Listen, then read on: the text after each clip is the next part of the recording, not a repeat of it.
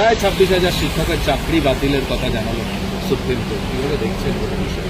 দেখুন, 25,700 কত প্রায় 26,000 চাকরি বাতিল হলো এসএসসি। এই বাতিলের সমস্ত দায়ভার রাজ্য সরকারকে নিতে হবে, এসএসসি-কে নিতে হবে, পর্ষদকে নিতে হবে। কারণ মামলা তো আর একদিন থেকে হয়নি, হঠাৎ হয়ে যায়নি।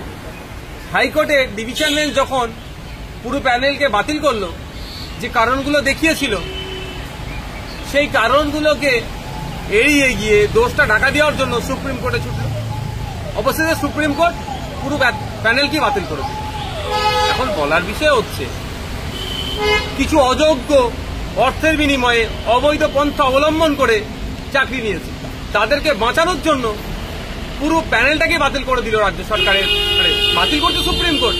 কিন্তু এই রাজ্য সরকারদের জন্য দায়ী আছে। যদি স্যাগ্রিগেশন করে দিত, যদি পৃথকীকরণ করে দিত ঠিকঠাক করে, কারণ রাজ্য সরকার তথ্য এক দিচ্ছে, এসএসসি তথ্য অন্য এক দিচ্ছে, আবার পর্ষদ তথ্য আলাদা দিচ্ছে কতজনকে অবৈধভাবে নিয়োগ হয়েছে, আবার সিবিআই খুঁজে বার করেছে সে তথ্যটা আলাদা। তাহলে এই যে হচপচ হয়ে যাওয়ার ফলে রাজ্য সরকার তার কিছু দলের লোকেদের চুরিটা ধরতে না দেওয়ার জন্য এই সমস্ত যারা খেটে খাওয়া শ্রমজীবী পরিবার থেকে উঠে এসেছে, মেধার ভিত্তিতে চাকরি পেয়েছে, বা অন্যান্য যারা মেধার ভিত্তিতে চাকরি পেয়েছে, তাদেরকেও পুরস্কৃত করা হলো। 2016 সালে যখন এদের নোটিফিকেশন হয়েছিল, এদের ম্যাক্সিমাম তখন ছাত্র অবস্থায় ছিল। এখন এরা সংসদ ধর্ম করে এটা একটা সমাজে একটা প্রভাব তৈরি হয়েছিল।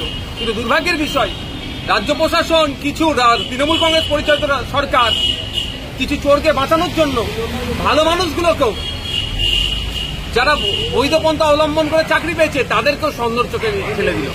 এর জবাব রাজ্য সরকারকে দিতে হবে। আমি বলবো, যারা যোগ্য প্রার্থী ছিলেন তাদের রাজ্য সরকারকে আপনারা জবাবদিহি করুন গণতান্ত্রিক পন্থাতে।